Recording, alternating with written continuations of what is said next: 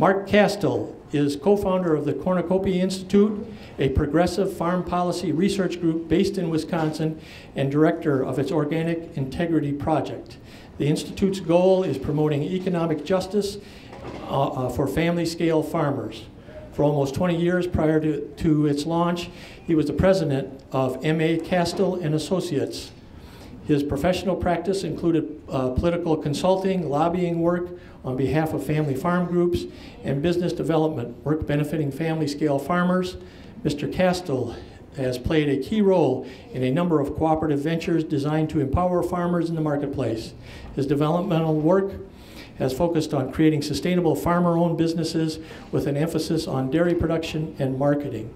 And we are in Wisconsin right here. We are the epicenter of the organic farm movement, and a big part of that credit goes to Mark Kastel. And so we're very happy to have him here tonight and to tell us what he knows about the organic farm movement and also farming in this community. So please help me welcome Mark Kastel.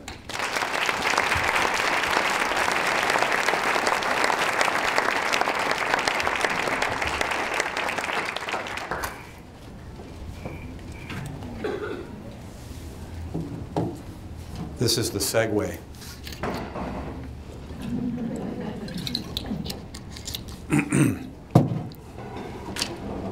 Okay. See, technology doesn't like me. Larry, that was going to go black, but it isn't. Okay, there we go. First of all, thank you all for being here. My name is Mark Allen Kastel. I am the co-director and senior farm policy analyst at the Cornucopia Institute, based in Cornucopia, Wisconsin. Now, at Cornucopia, we say our mission is promoting economic justice for the family farm community. And I hope that when you folks leave here tonight that you'll say that's your mission too. It's an honor to be speaking here to you this evening. Thanks for the University of Wisconsin-La Crosse for hosting this. Can you hear me all right? Okay. And I want to sincerely thank the 11 sponsors of my talk tonight, which were just presented to you. This is a great community.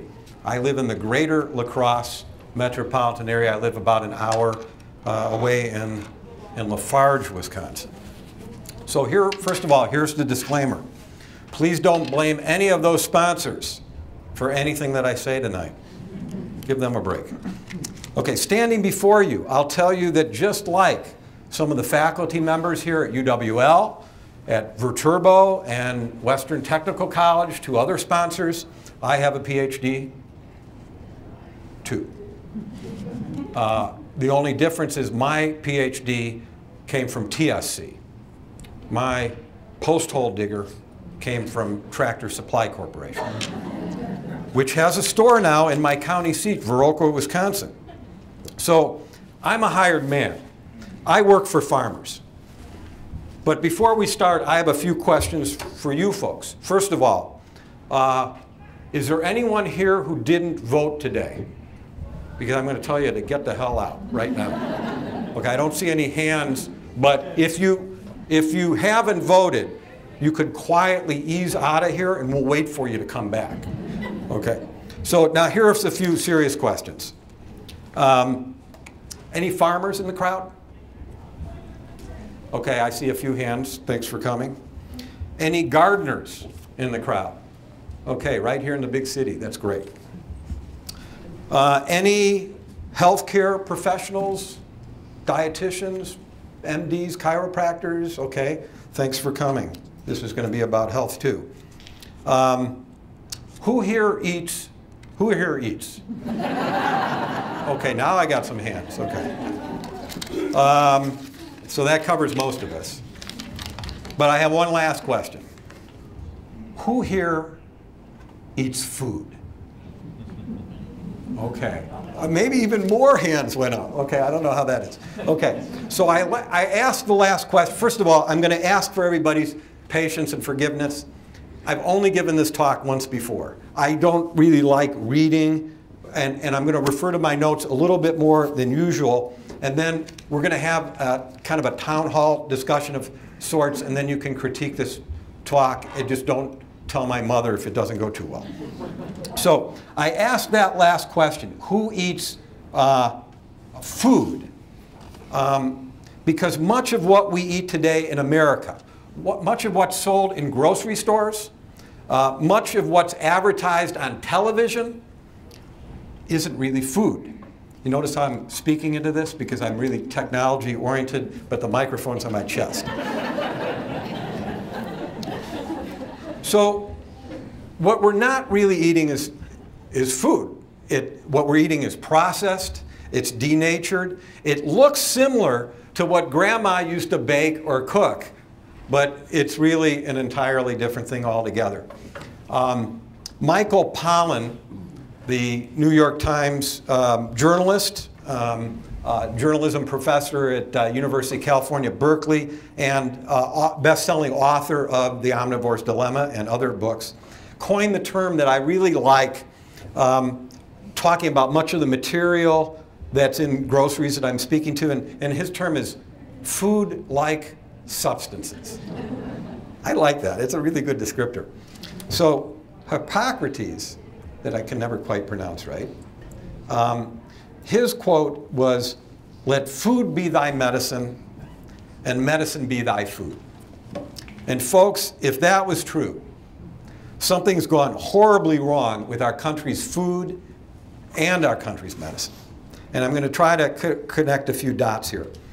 Before agriculture became what we call in the farming business modern, with the introduction of cheap agrochemicals after World War II, virtually all farmers in the United States were organic.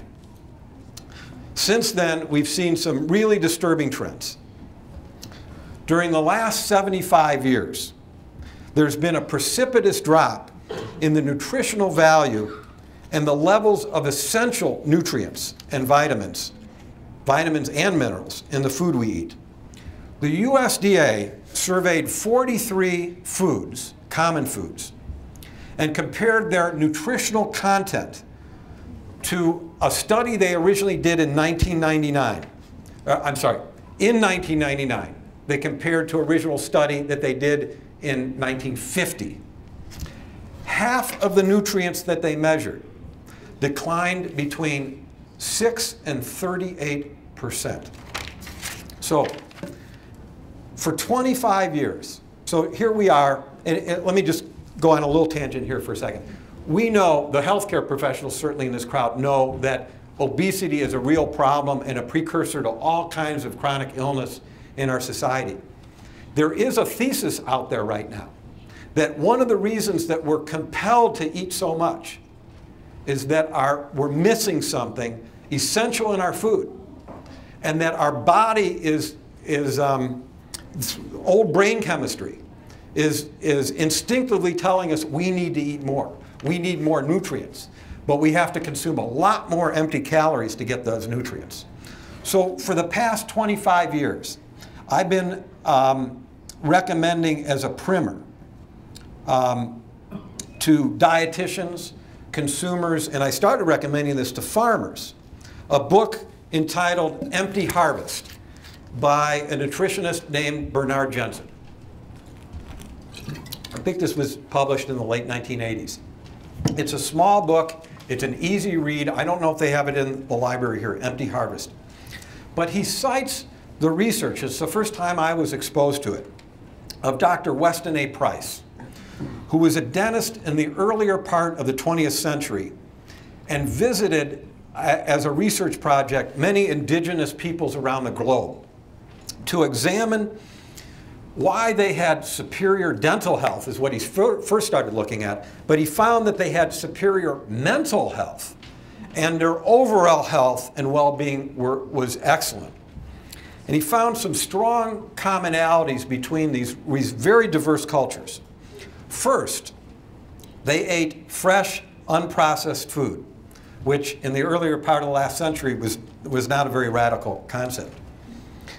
And the food was very high in nutritional value, and they ate special food. Every culture had, and it was varied because this was all around the globe, but every culture had certain special foods that were extremely high in nutritional value that they fed to pregnant women, lactating mothers, the elderly, and the sick.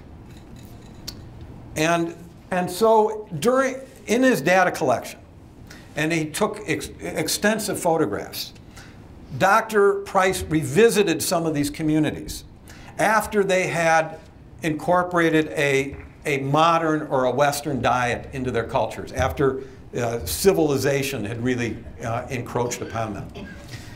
And he discovered a sad and profound turnaround in people's health and well-being.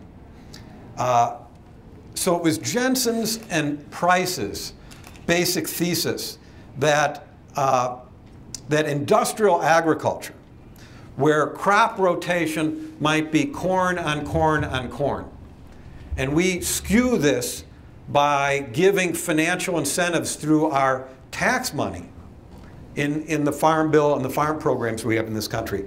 So right now in our common cultural practices in conventional agriculture, we don't use the soil for much more than a medium to hold the roots. We really concentrate on NP and K, nitrogen, potassium, phosphorus. We know that you build really strong, giant, luscious plants. We bred them for extremely high yields and productivity. But it was Jensen's and Dr. Price's thesis that this creates empty food.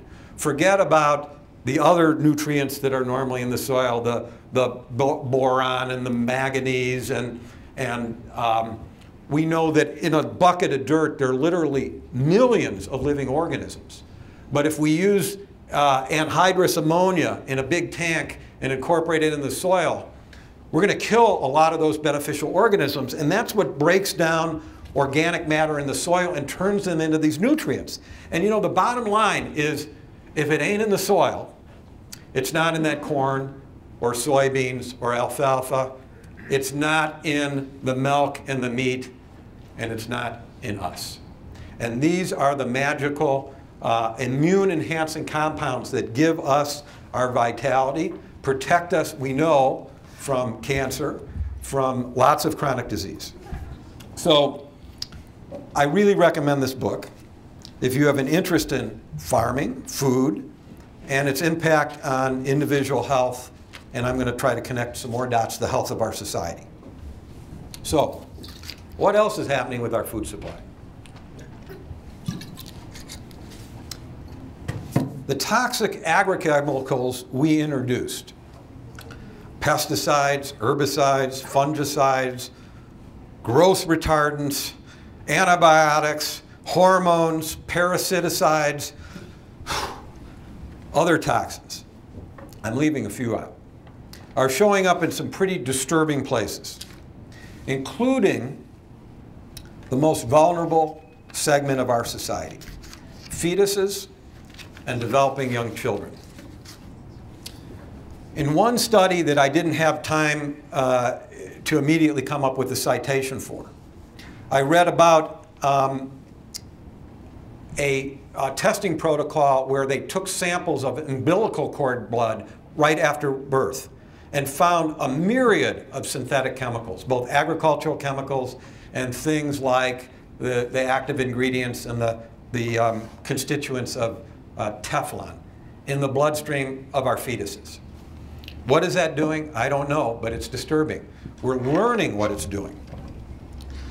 One of the reasons it's even more disturbing is there's a growing body of scientific literature that suggests that it's not the overall toxic load, as is usually the focus of regulatory agencies like the EPA, that we should exclusively be concerned with. We normally look at what they call the lethal dose, or the LD50, and we look at the exposures required to have the EPA categorize a chemical as either a carcinogen or a possible carcinogen. But what we're learning now that might be equally as grave is the fact that these materials also act as endocrine mimickers or endocrine disruptors. What is slowly coming to light is the fact that minute exposures at highly critical junctures of development in utero have profound and potentially catastrophic lifelong impacts. This is especially true in sexual development. We've known for a long time, and I know some of the environmental groups that help sponsor my talk will be sensitized to this. We know for a long time that the amphibian population that we share this planet with are the proverbial coal mine canaries when it comes to sexual development and disruption by these faux hormones that are circulating in our bloodstreams. We should be listening to those frogs that have extra digits. We should be listening to those reptiles that are sterile. Our own human reproductive ability has been crashing. There is dioxin in the mother's milk and sperm of mammals on the poles, and we've never sprayed chemicals there, folks. We've soiled our own bed globally. A second interesting line of research has been done by a group of scientists and published in the the peer-reviewed journal, Environmental Health Perspectives. One of the studies entitled Organic Diets Significantly Lowers Children's Dietary Exposures to Organophosphate Pesticides. It's a long title.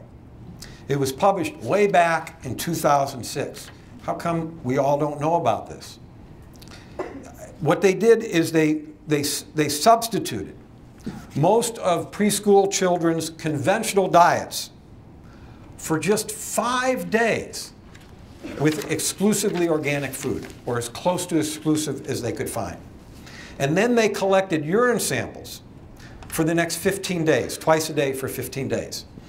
And what they found was that the metabolites for 2 major classes of synthetic pesticides decreased by, quote, in their words, non-detectable levels. This was after a 5-day organic diet. Their conclusion was a switch to an organic diet demonstrated, quote, an immediate and dramatic positive effect, end quote.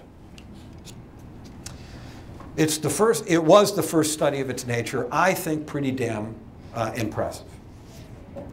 And that comes from somebody that started eating organic food 25 and 30 years ago on faith. Most of us just logically said, you know, organics makes sense to us. So while we're on the subject of school children, it kind of reminds me of a story I heard 10 years ago probably. I read it in the New York Times.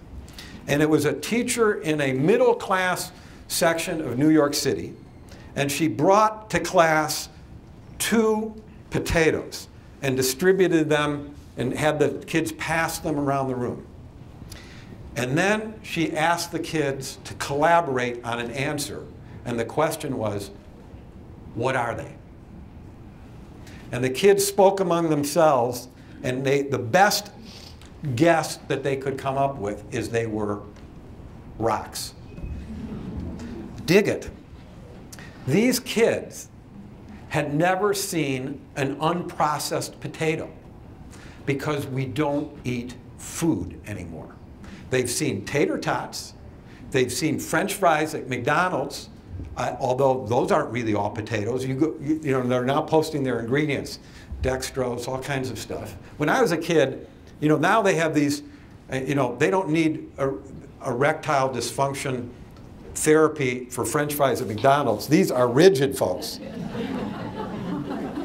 When I was a kid, my French fry, there was one McDonald's within like 20 miles. And after, you know, 4 weeks of crying, my mother might take us there. And these were droopy. These were really, they needed help. But you know why? They were potatoes. So these kids have seen tater tots and French fries, and they've seen what comes on their school lunch. And potato chips, I mean Pringle potato chips, I just read 2 days ago, I like current events in my talks, 2 days ago, that maybe we shouldn't be calling Pringles potato chips. They're made of 42% potatoes. So not only do a lot of people not eat food, but with this draconian, rapacious capitalistic structure that we have in this country that forces all mothers to work full-time virtually, people don't cook anymore. So I'm going back to my talk. So all this is good and well. You have to follow me closely because no one else is.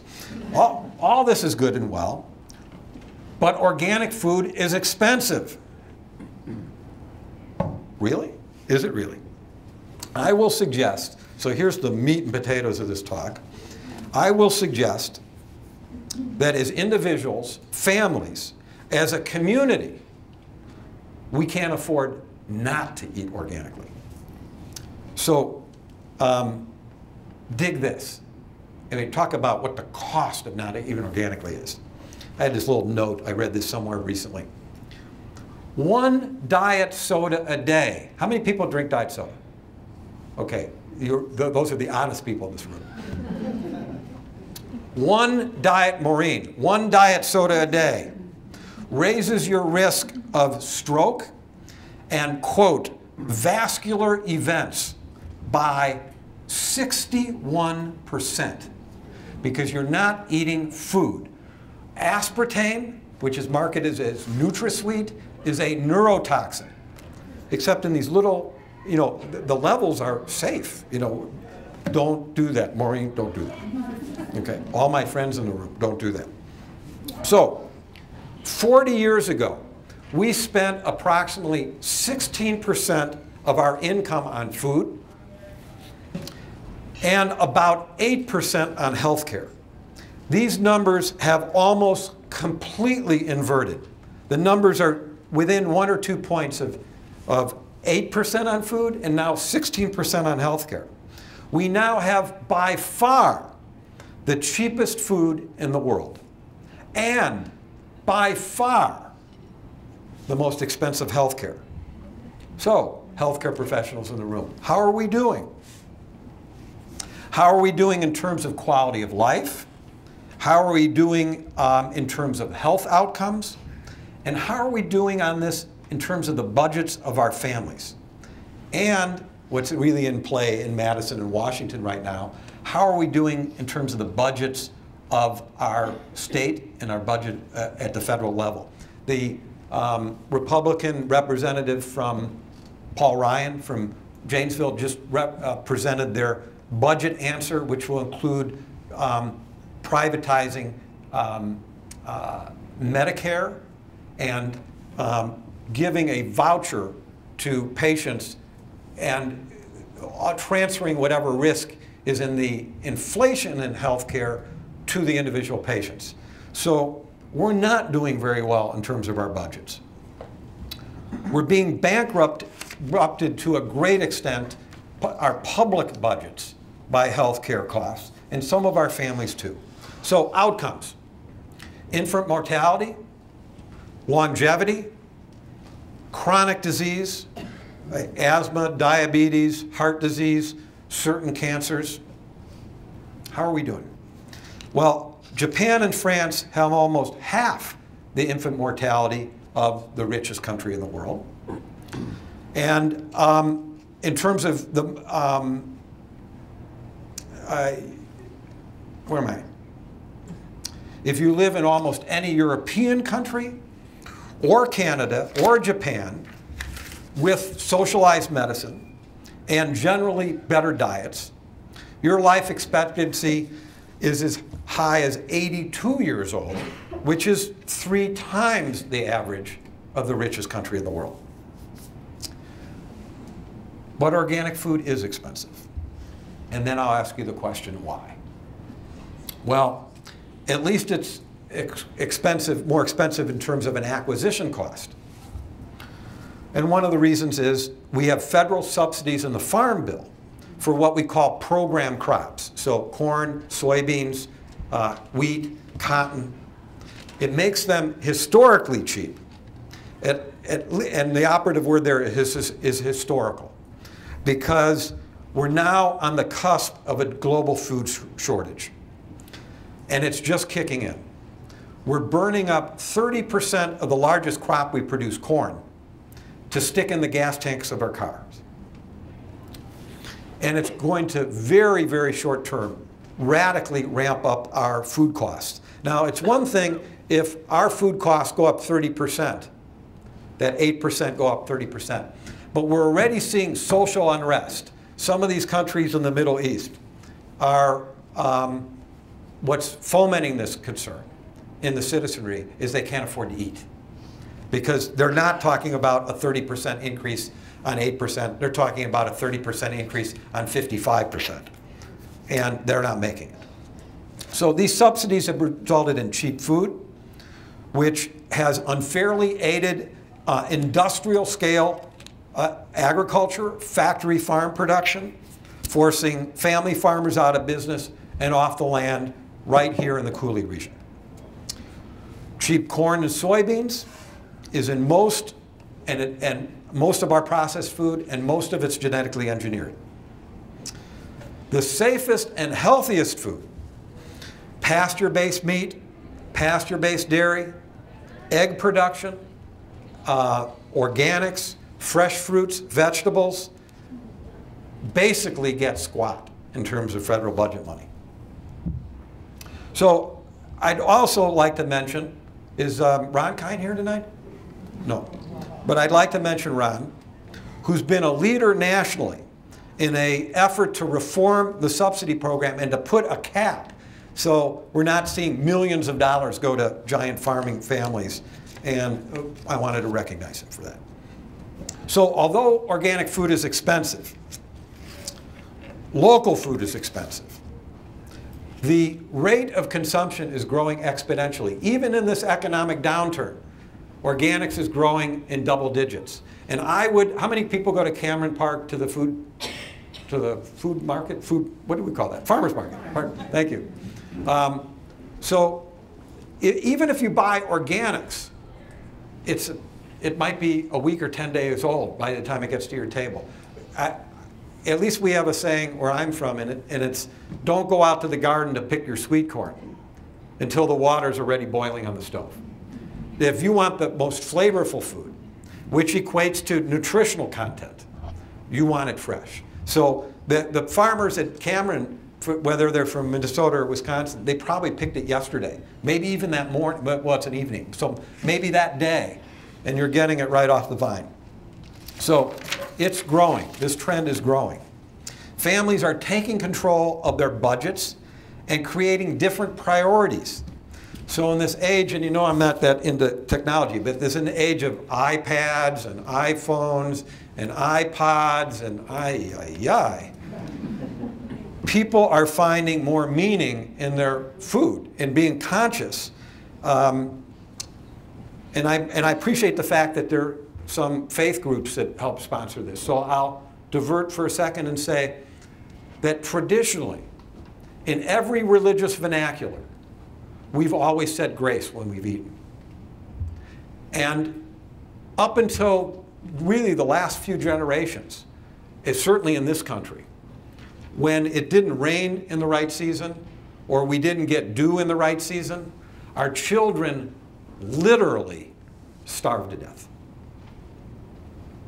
So we recognized the bounty from God's creation and our relationship to nature through our food supply.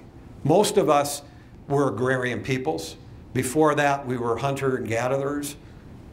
Genetically, we have spent most of our time as a species making sure our families have enough to eat. That was our main job. We spent almost all of our time.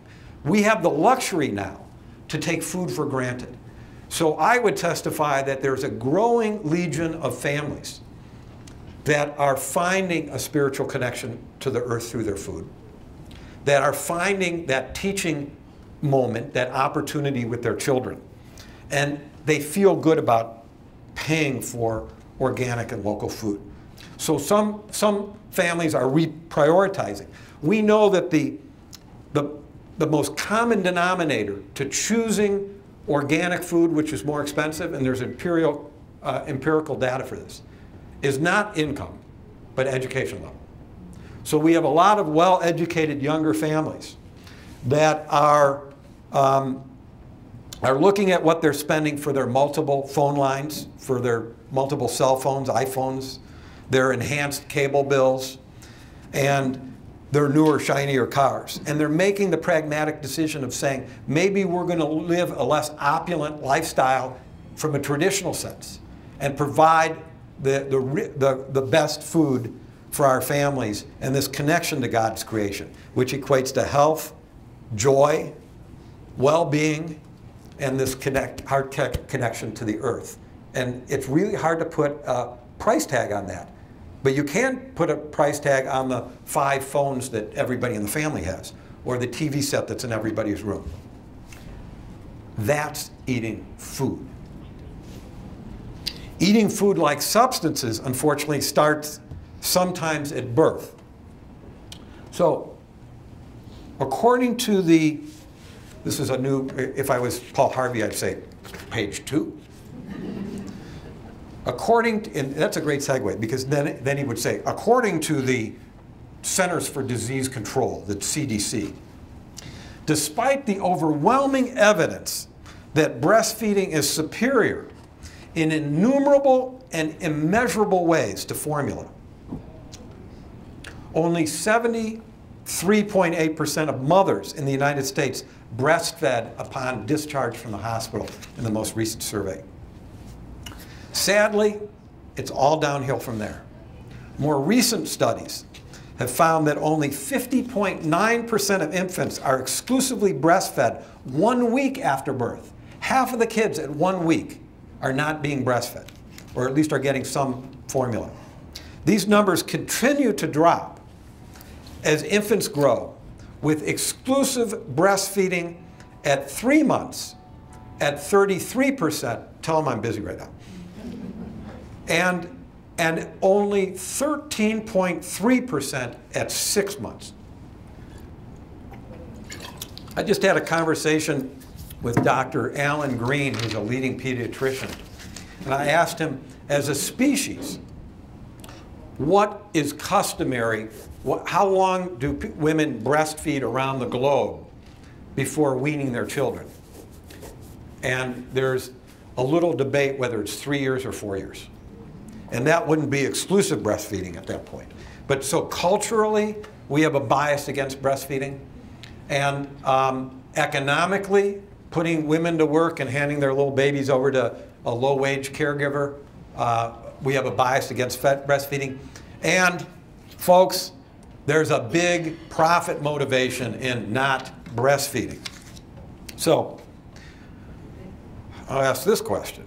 Why is the Cornucopia Institute, a farm policy research group, even interested in infant health and nutrition? That's a good question, because that's the question my board of directors asked me. So how do we get involved in infant nutrition? Cornucopia acts as a farm advocacy group, but we act as an organic industry watchdog to make sure that corporations don't cheapen the working definition of what organic food is. And we found that the companies that were making organic infant formula were putting some nutritional oils in organic infant formula.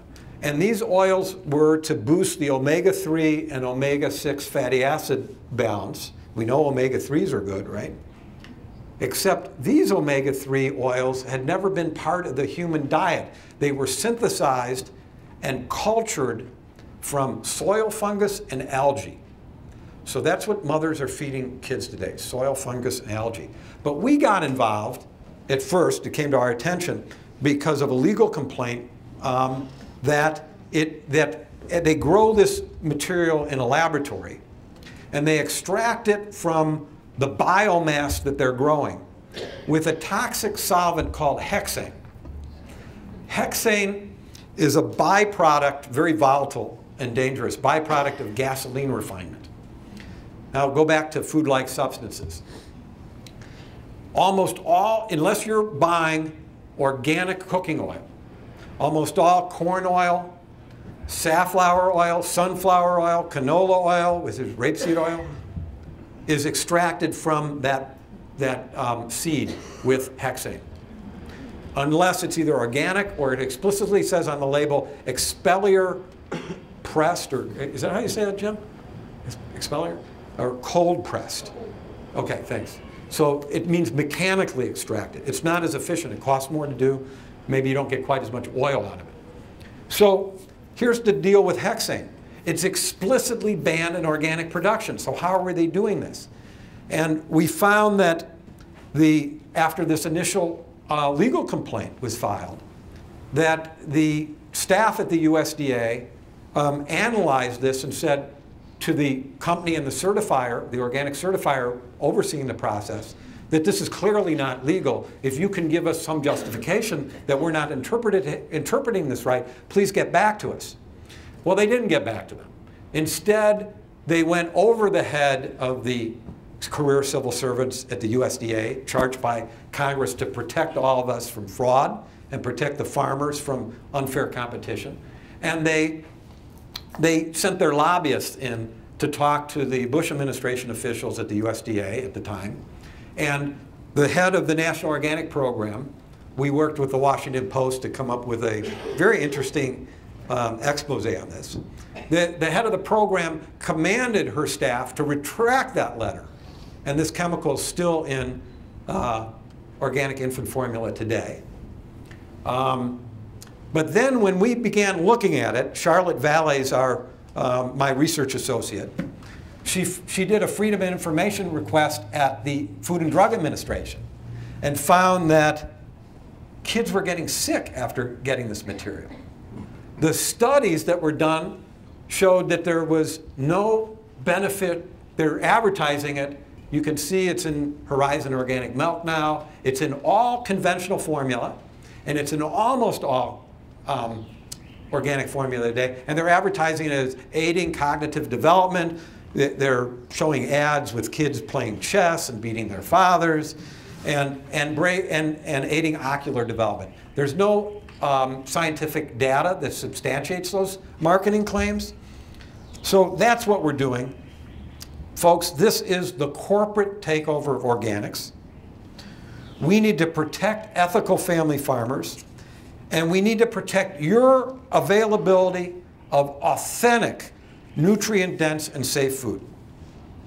And we need to defend the organic label, because for the environmental groups that are sponsoring my talk tonight, how are we going to vote in the marketplace for agriculture that protects the environment, that reflects our values, if we can't pick the organic label? The good news is that most of the organic brands are bad, but there are some, the good news is, Larry, would you rewind that? Thank you. The good news is, when we studied organic dairies, and we found some with 5,000 cows, there's one right now with 9,000 cows, and their milk is labeled organic. That's not what we think of in terms of what we're supporting. But when we surveyed all the organic brands in the country, there are 120, 90% of them were doing this right. 90% of them were acting ethically.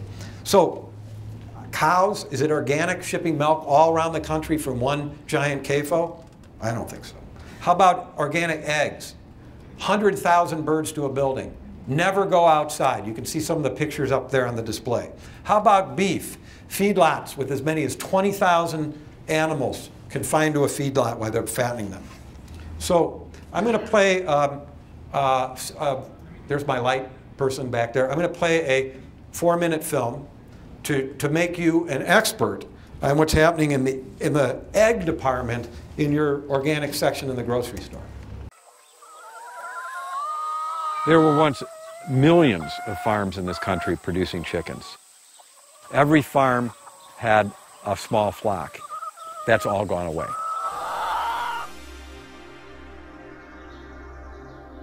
After almost 2 years of research, we were very disturbed to find that there really is a corporate agribusiness factory farm takeover of the organic egg industry well underway. The large corporate egg operations now control 80% of the organic market. They're paying lip service to the organic standards.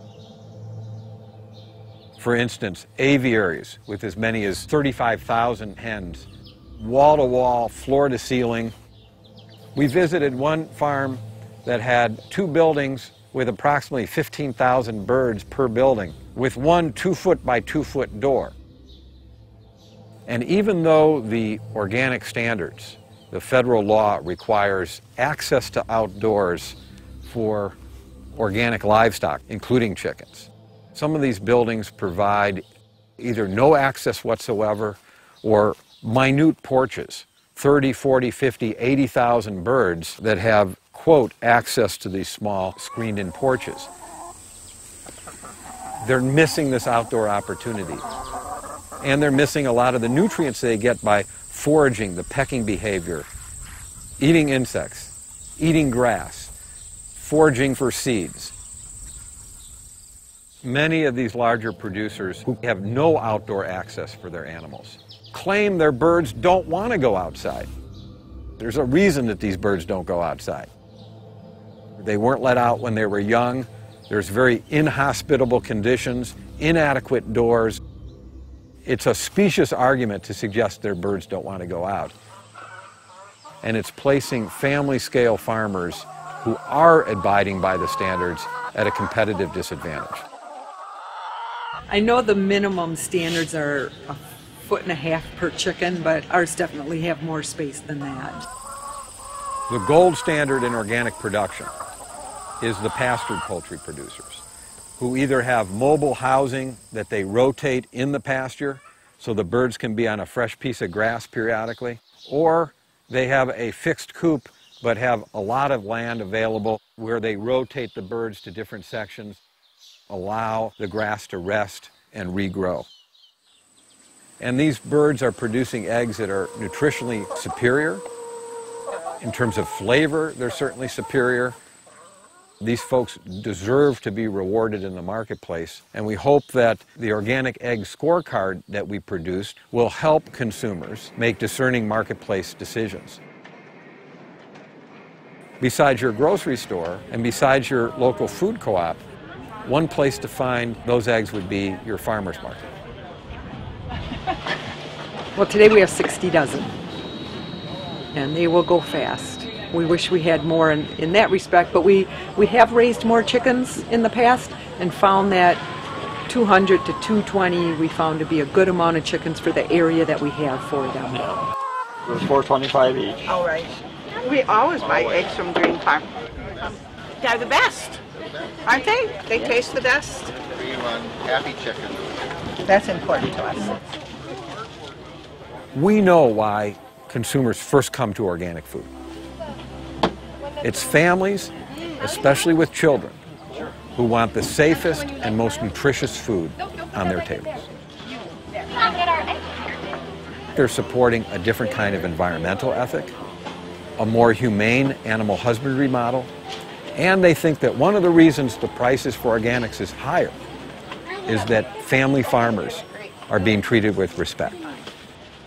So when consumers find out that their eggs are coming from hen houses with 80,000 birds that never see the light of day, they feel betrayed.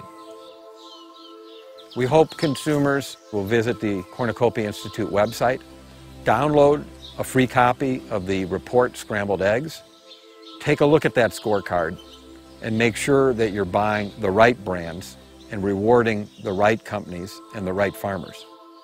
It is maintaining the integrity of the organic label and the trust of the organic consumer that this report is all about. As you heard me ranting on here, we know why consumers first come to organics, and it's selfish and it's instinctive to protect our families and provide the best food. But the reason that there's such little price resistance to what we have to pay to buy organics is we don't just feel we're being selfish. We feel we're supporting a different kind of environmental ethic, a different kind of, as I said, more humane animal husbandry model, and that economic justice for the farmers is built right into that higher price. Try telling that to Mercedes-Benz or Lexus. We have brand loyalty to this good food movement. So I've got a couple other quick stories, and I'm going to close and kind of turn this over to you folks for more of a discussion. So we have a lot of corporations that are creating a facade, if you will.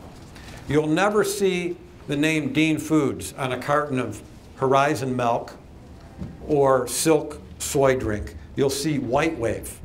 That's a company they bought. They used to be all organic soy foods. Now it's mostly conventional. And Dean Foods owns a number of giant factory farms, and they contract with an increasing number of factory farms. And ironically, about half of their milk comes from good family farmers. So they're hiding behind this facade. Cascadian Farms, anybody ever heard of that brand? Okay, they're big in vegetables, cereal. You can find a lot at People's Food Co-op, at Woodman's. Well, Cascadian Farms is owned by General Mills. But you'll never see General Mills on the package. You'll see Small Planet Foods. That sounds nice. I like that. And when you look at the back of the package, unlike Snowpack, which is a company in Minnesota you can buy at People's Food Co-op, a lot of their vegetables come from New Zealand, Guatemala, Mexico, and China. There's a lot of frozen vegetables from China now. So you folks have to be careful. And so here's the close. Here's my pitch. I got to get ready for this. This is the big finale. Folks, you have the power. You have the power to change the future for your families. You have the power. It's harder, but you have the power to change the future for our planet and our society. Economic future, environmental future, the well-being of our neighbors, and you have the power to save organics. So the reason I'm appealing to you, because there weren't very many farmers in the room. In fact, the few farmers in this room, this is a microcosm of our society here in the United States, people who are involved in production agriculture, actually working the land, either driving the tractors or harvesting, 2% of our population are farmers today. So the farm vote used to mean something. In Wisconsin, it wasn't that long ago that it was 40% of our population. You couldn't win statewide or national office without winning the farm vote. Now, after the presidential candidates every 4 years make their trek to Iowa in the primaries and get done kissing the rear ends of the ethanol lobbyists, you won't hear a thing about food and farming again in those campaign cycles. You didn't hear it from Mr. McCain, and you didn't hear it from Mr. Obama. So the difference between the organic and local good food movements is there are millions of people who give a damn, who passionately care about these issues. We need you to stand with us. So here's what I'm going to ask you to do. 3 things. It shouldn't be that hard. Number 1, I want you to be conscious consumers and to make sure that you're truly rewarding the farmer heroes in the organic food movement and the brands, the ethical brands they're partnering with. So I want you to go to the Cornucopia website. It's on the back of that. Did everybody get a brochure? Okay. On the back is our URL, our web address. And we have a scorecard that rates every organic dairy brand in the country, every brand of eggs, every brand of soy milk, soy tofu. So if you're any vegans here, vegetarians, few, okay. So if you want to know which brand imports their soybeans from China and which brands partner with Iowa farmers that we can trust, you'll find that. And this year we're doing the same kind of study on beef, and we'll end up with beef and poultry. So again, the good news is the majority of these organic brands are partnering with really ethical family farmers and doing exactly what you expect. but you have to do just a little bit more homework. So please, this goal of these scorecards is empowering farmers, empowering consumers and wholesale buyers to be good discerning purchasers and to vote with your pocketbook. And lastly, so here's the word from our sponsor. I'd like you to consider joining the Cornucopia Institute. There's a little flap in that brochure. You could hand me a check today, or you can put one in the mail, or you can go to our website and join. We have no minimum donation. So obviously the money helps. We're a public charity. If you believe in this mission, whether it's $30 or $3,000, that's the fuel. But just as importantly, or maybe more importantly, you give us the moral authority to speak out. So if these are important issues to you, please join. If you can't afford to join, and I mean $5, you can sign up either on our website or the table for our free newsletter mailing list, and we're happy to send that to you. We want you folks to be powerful. So I'll close with a quotation. I think an operative quotation, applicable quotation. In this whole world, there's only two kinds of power, money and people. And in this movement, we've got the people. Thank you. Thank you very much for your attention.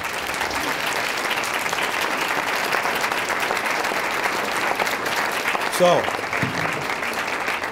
when I was asking how many were farmers, I ate food, I forgot to ask how many people got the promotional email from my mother and showed up for that reason. Thanks all for your okay, we have time for questions, time for answer. I'm going to try to keep my answers as brief as possible. If you keep your questions or comments, this is where we have kind of a free-for-all, and I get my exercise, especially when we start in the back of the room. Testing? There we go. Thank you. I'm going to stand up. Yes. Because I saw a documentary a little while back called The Future of Our Food. It's old. The Future of Food. The Future of Food, thank you. Yes. And eating, just lately, my brother did this one on eating. So that's it. I'm a vegetarian. That's the end of it. But here's the thing. Future of food, right? That was just disturbing to me to see Monsanto, you know, Roundup ready fields, you know, these big corporations, ConAgra, owning us, basically, and in bed with the Department of Agriculture, basically, and then having patenting these corn seeds. I thought, this is unbelievable. And then you'd see these fields, Roundup ready. He said, this looks like a cornfield, but it looks like corn. Doesn't taste like corn, just like you said. Same thing with strawberries. You know, you look at them, oh my, they look good. They're like cardboard. Okay. Well, my answer is A, don't panic, go organic. Because one of the things that's banned in organic production is genetically modified organisms. The Cornucopia Institute is a plaintiff in 2 active lawsuits right now. One suing the USDA to prevent them from introducing genetically engineered alfalfa. 80% of alfalfa in this country is grown without herbicides. Now we're going to end up raising that herbicide chemical load. Glyphosate. Roundup Ready, for you folks who haven't heard of this plague, is plants that have their genetic makeup changed to resist the trade-named herbicide Roundup marketed by Monsanto. It's generically glyphosate. It would normally kill corn and kill soybeans and kill cotton and kill alfalfa, but they've changed. People will say, quote, they're acting as gods here, changing this creation. So, and the concern is that it could contaminate even the organic food supply. So we're fighting like that. But when you talk about patenting life, we were just a party of a lawsuit that was filed last week that challenges Monsanto's right to patent this food and to sue farmers who, when their genes accidentally trespass and migrate onto other farmers' land. So, you know, keep your fingers crossed, folks. We're in court. Who else wants to have something to say here? And so you're stand up because you're talking not just to me, you're talking to our community here. Is there any requirement for the quality of the soil in organics or the nutrients that are in the soils that you talked about before? Yes, there are 2 requirements. One is that before you can be certified organic, your soil must be free, your land must be free of toxic chemical inputs for 3 years. And it's just a buffer. I mean, I can remember when organic meant we just didn't spray that year. And now we would call, in the marketplace, somebody might advertise no spray apples, which meant they don't qualify for organics, but they didn't spray anything this year. Doesn't mean that it's certified. Certified also means there's an independent third party watching, and that independent third party is accredited by the USDA. So they audit the certifiers. My friend Jim Pierce is from Oregon Tilth. I'm going to pick on Jim, one of the respected old line, originally non-profit certifiers. But even though they know their job, they're audited constantly by the USDA to make sure they're implementing the regulations properly. So no chemicals for 3 years.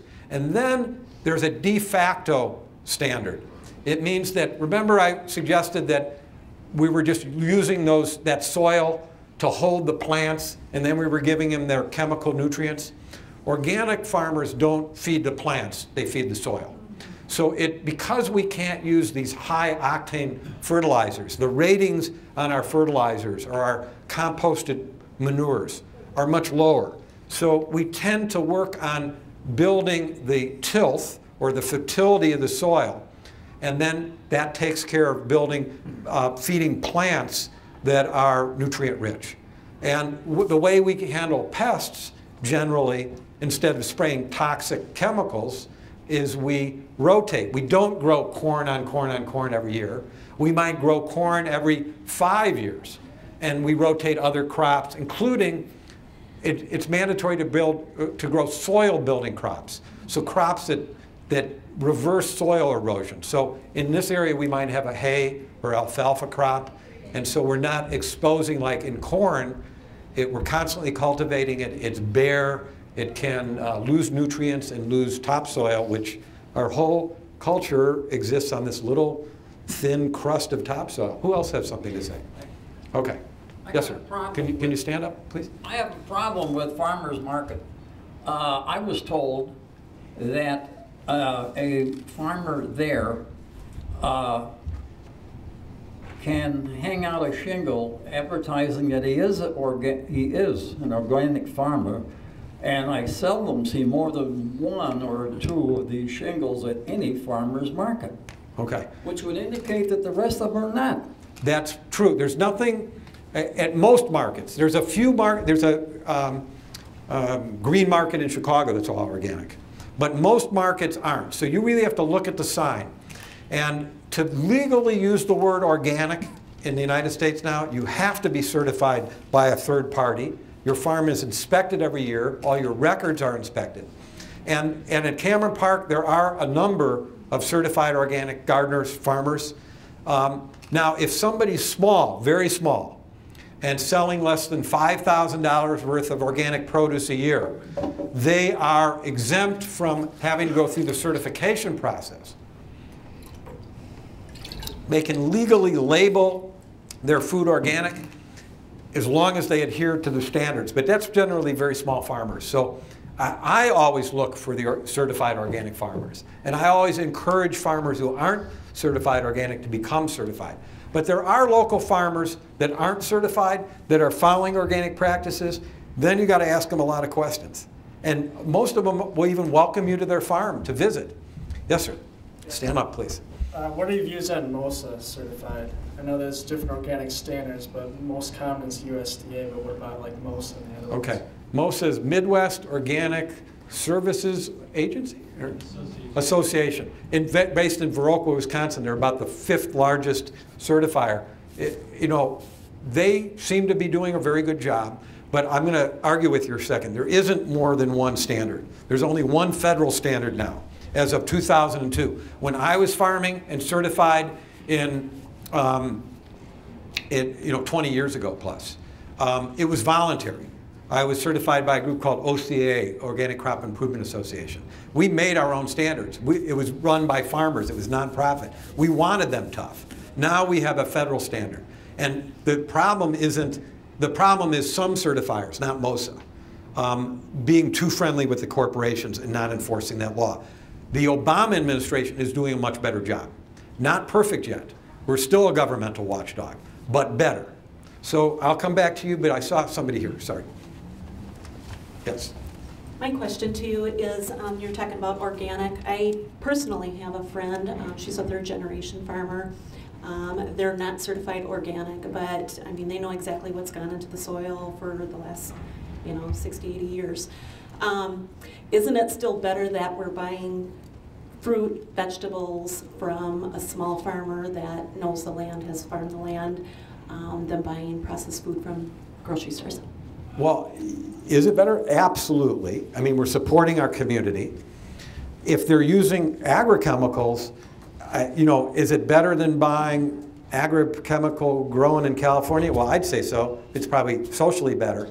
But today, I want local and organic, and there's no reason we can't get that. And if your friends aren't organic, it's also been an excellent vehicle for a more stable economic base for their families.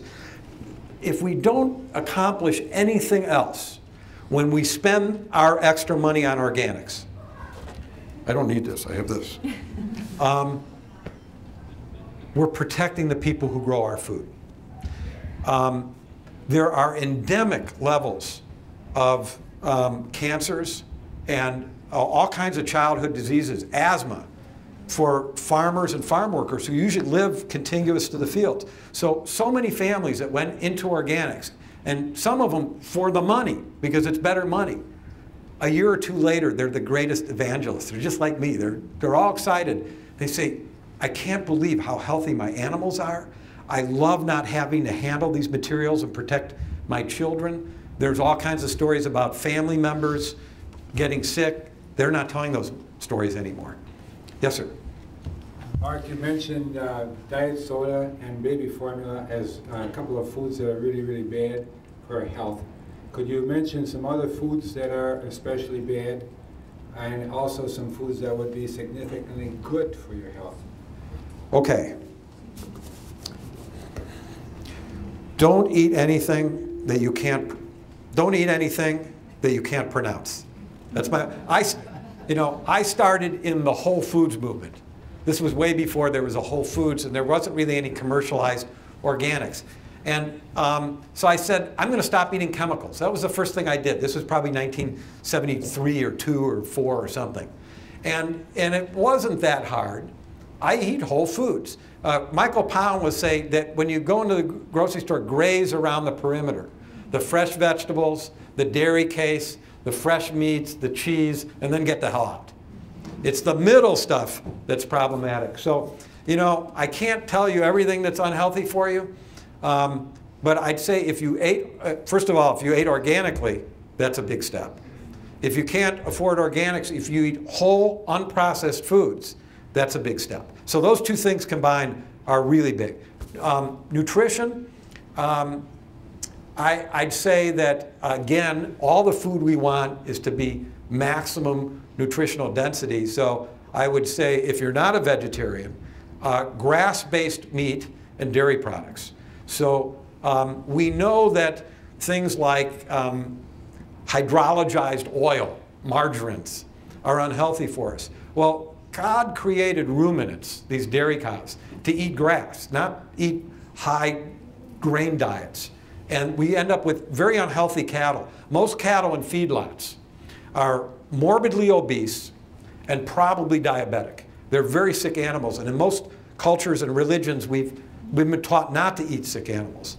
And so when they eat grass-fed, when they graze, their nutrient levels go up. For instance, omega-3 fatty acids, we don't need to get it from soil, fungus, and algae. We can eat fresh fish. So a great source of fresh fish would be sardines. It's low on the food chain, so it doesn't accumulate mercury, and very, very high in omega-3 fatty acids. And grass-based meat and milk are higher in omega-3 fatty acids. Right in the front, okay. Then we'll go back there. Stanley, thank you. You mentioned before that only about 2% of the population today are made up of farmers, whereas in the prior to World War II, or when industrial farming became popular, it was a much higher number.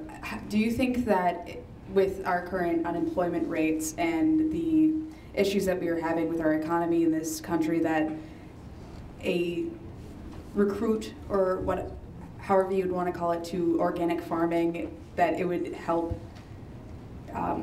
decrease our economic problem? I mean, because I've read so many studies saying that these big confined animal feeding operations or these big industrial farms, they really only employ a few people, so it's not that they're necessarily offering a lot of job opportunities to people. How do you feel about that?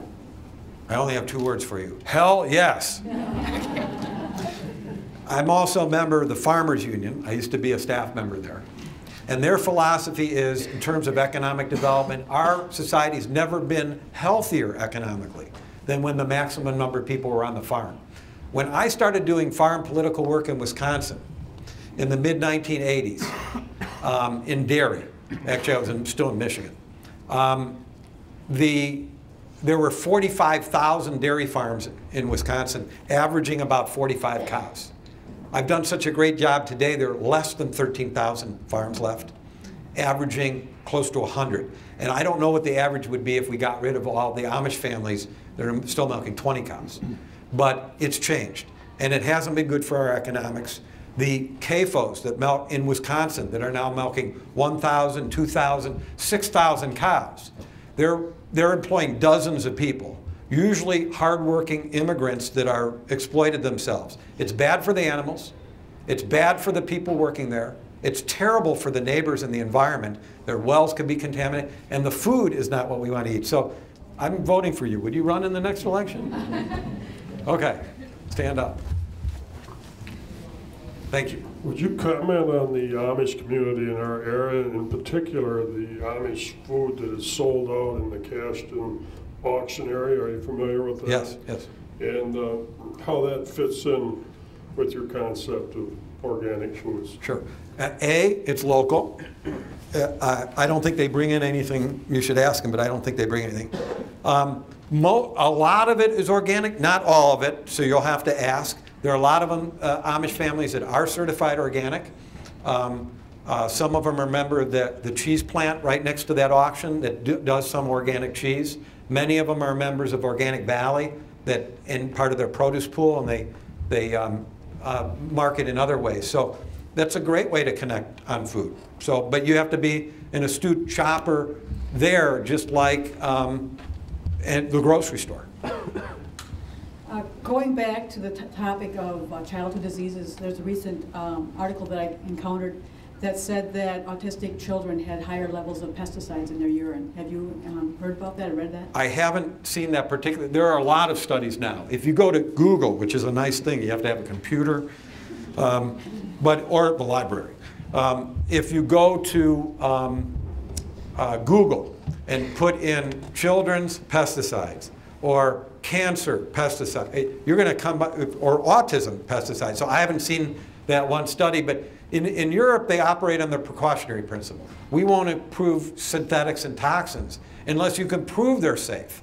Here we put products on the market, and then a generation later, whoops, we never should have done that in the beginning. I mean, let me tell you what's asinine, folks. In our state government, we know that atrazine is carcinogenic and toxic. It's the most common corn herbicide. It's very toxic. And it gets into the groundwater, and it gets into our wells. And it's banned in other countries, but it's not banned here. So what we do in Wisconsin law is we wait until the neighbors' wells are all contaminated, and then we have an exclusionary zone where the farmers can't spray atrazine anymore, after the fact. That's wrong. So whoever your representative is, you need to talk to them. I'm going to pass around the mic here. Yes, I'm getting my exercise. Thanks for helping me do that. Stand up, please, because you're talking to everyone. All right, well, I stand fully in support of what you're doing, but have you ever thought about the amount of food that GMOs can't produce, and like how that can solve world hunger, basically? Sure. That's the claim, that we're going to have starvation. So first of all, thanks for standing with us. Either join Cornucopia or sign up on that list. We need you as part of this army. So the claim is, first of all, the claim is we have the safest, most abundant food in the world. That's what you'll hear from the American Farm Bureau Federation, the Corn Growers Association, and I've talked to you already about the outcomes. So it might be cheap, but I'm not sure it's safe. But GMOs, we need to, our population, listen, we're not going to feed the world, and our exploits commercially, our agribusiness here is destroying food sovereignty in other countries. Because there's a segment of our population complaining about all the Mexicans that are coming here. What we've done is, through NAFTA, shipped all of our cheap corn at under the cost that families can produce it in Mexico, and destroyed subsistence farming. And they've been pushed into the excuse me, cities, and there's no jobs there, and they're coming to America. So we need to promote sustainable agriculture around the world to prevent starvation. We need to think about the size of the population and the carrying capacity of our planet. But ironically, many of these crops that Monsanto is distributing, marketing, don't produce more food. There's a term we use in agriculture called yield drag. In fact, some of these cultivars produce less yield than the conventional counterparts. It's all about money. And it's just like the stuff in the infant formula. Somebody's making a profit. Who else do I have here? Yes, ma'am. Yeah, as a lot of folks who here are gardeners, I think Hold that up. We're gardeners. One of the things that bothers us, my friend and myself, is the fact that so many of the seed companies, there are a couple of seed companies, there are very few seed companies that actually have gone out and purchased the patented seeds of those individual seeds. So, well, there's Seed Savers, we know about those folks down in Decorah, but I see another seed company is also one of the major, maybe a larger operation, and we think of them as being very unique. Seeds of Change, for example. Could you talk about some of these seeds and what has happened to the uniqueness of seeds? And it's really important that we understand where we're getting our seeds when we start putting our gardens together. Okay, I don't know that I'm the seed expert. I used to garden professionally. First of all, in terms of agronomic seeds for farmers, Monsanto, DuPont control most of the seed companies. Some of these big chemical companies control the seed supply too now. The smaller seed houses, again, I think you just have to do your research. I used to use Johnny seeds, and they have a lot of organic varieties too. So when you buy organic seed, not only are you not buying seeds that are treated with chemicals, maybe literally right on the seed. Pink seed corn, anybody seen that? Okay, that's Captan. That's a fungicide. Don't lick your fingers after you're done. But there are many other really wonderful seed houses. I don't want to steer all your business to Johnny's. High Mowing is another name that just comes to mind. So, yes. I've got a couple of seed companies in my mind while we're on spit them out quick. Yes, E&R is an Amish-based out of, I want to say, Indiana or Missouri. E&R Seed Company, and they have other supplies. That's one. There's one in Hillsborough, an Amish man by the name of Reuben Yoder, local. You can get in touch with Reuben, and also Baker Creek Seeds out of Missouri. And I'll give you just one more quick. Fedco, which is a cooperative. I'm going to take first questions before I take second questions. We got any more? Anybody else? Okay. Sit in the front row next time. Given the efficiency of permaculture gardening, which is much more land efficient, but it's also much less labor efficient, are farms even necessary? Like, having 2 or 3, just a few people on a huge amount of land versus permaculture gardening, especially given the unemployment situation. So is it okay to not have, food growing specialists if we're all gardeners rather than just being consumers? You bet. On the hierarchy of food, the USDA has a pyramid, the food pyramid. My pyramid, is organic, local organic. The very peak of that pyramid is your local garden, your own garden. I mean, you want to know where your food is coming from? Grow it, folks. And you want to pick that sweet corn while the water's getting, you know, just coming to a boil, pick that. There's something just wonderful. There's a folk song that they'll play on public radio, if that's still in business, next Sunday, every Sunday, where the chorus goes, homegrown tomatoes, homegrown tomatoes. There's only two things in this world money can't buy: true love and homegrown tomatoes. And so, you know, that is a wonderful thing money can't buy. And so if we all grew our own food, and we used to all grow our own food, and if you take the train from the Gatwick Airport into central London, every backyard has a garden in there. Our food is really cheap, but in a lot of places in the world, it's not so cheap, and we have more of a financial incentive to grow our own food. So right now, it's cheaper, if you value your time, to buy it in the grocery store. But you know what? You just can't get that same quality. And if you have, like I do, an all-organic diet, which I did when I got sick from pesticide exposure, and made that switch over 20 years ago, then the price differential in growing your own, it becomes even more cost incentive. Who else do I have? We'll just take a few more here. And then we can still talk amongst ourselves afterwards. My name is Luke Cornetta. I've got an outdoor education background. I was the one that put on the 2 viewings of Fresh at Myers-Hickson Eco Park in the fall. My big problem with this movement is the education piece of it. Just like everybody's here right now, I did a viewing, or those 2 viewings of Fresh. I had 25 people show up, had room for 150. All right, if you put this. Well, we had room for 25 and 150 people. Right. If you put this viewing, you know, into a big city setting, you got people lined up outside the door. So it's important for everybody here to get involved with the education piece, talking to your neighbors, getting in touch with some of the nonprofits. I run I'm developing the compost program and the garden at Clearwater Farm in Alaska. Hillview Greenhouse is struggling to pay the bills and to kind of form into their next step. Myers-Hickson Eco Park is starting an urban education center too. So get involved there if you want to garden or help out. 80% of the produce at Clearwater this year is going to the wafer and the food shelves, and we do need help, so get involved. Okay, thanks for that pitch. We're all evangelists, and Fresh is a wonderful movie.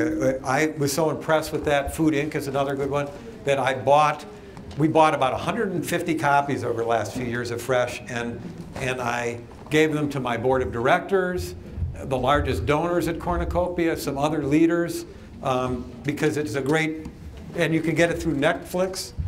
Well, speaking of Fresh, actually at Western Technical College during Earth Week, we will be showing that on Tuesday. I believe that's the 19th at 11:30 at the Lunda Center. We did show that last year, and we had about 10 people show. So please pass it on. It's free to the public. And afterwards, the movie is about 75 minutes long. We'll have some local farmers and also an individual that works at the People's Food Co-op here in La Crosse to answer questions and continue this discussion. So again, April 19th, Tuesday, 11:30, the Lunda Center at Western Technical College. Please come and pass it on. Thank you. In 1 minute at 8:30, so I'm going to take one more question, and then I'll hang around for a while if anybody else wants to talk. Do we have one? Back again? You young people are really working me hard. Here. Okay.